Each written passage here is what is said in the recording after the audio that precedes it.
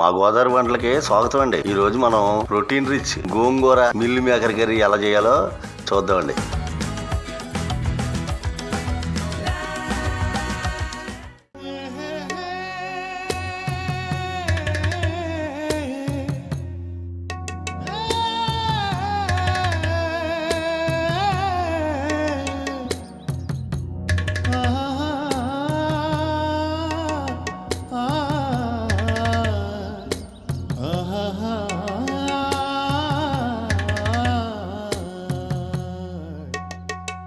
ఏమండి, ముందు మా ఛానల్ సబ్స్క్రైబ్ చేయండి.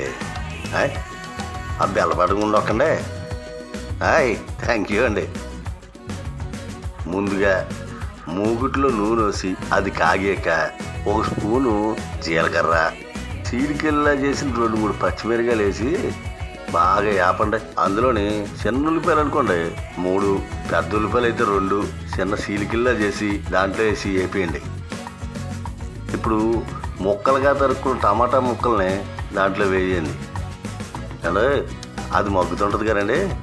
ఈలోపు గోరువెచ్చని నీటిలో మిల్ మేకర్ని వేసుకుని నానబెట్టండి. టమాటా బాగా వేగిన తర్వాత ఆ మిల్ మేకర్ ఉంది కదండి, దాన్ని బాగా పిండేసి, అదే నానబెట్టిన నీళ్ళండి, అవి బాగా పిండేసి అందులో వేసేయండి. ఇప్పుడు 2 గోంగూర కట్టలు తీసుకుని శుభ్రంగా కడిగేసి ముక్కలు చేసేసి అందులో కలిపేయండి. దాంట్లో తగినంత ఉప్పు, ఒక 2 స్పూన్లు కారం, 1/2 స్పూన్ పసుపు, 1 స్పూన్ ధనియాల పొడి వేసి బాగా కలపండి. అంటే 10 నిమిషాలు సన్నటి మంటెట్టి దాని మీద మగ్గనివ్వండి. చూడండి ఎలా తయారైందో.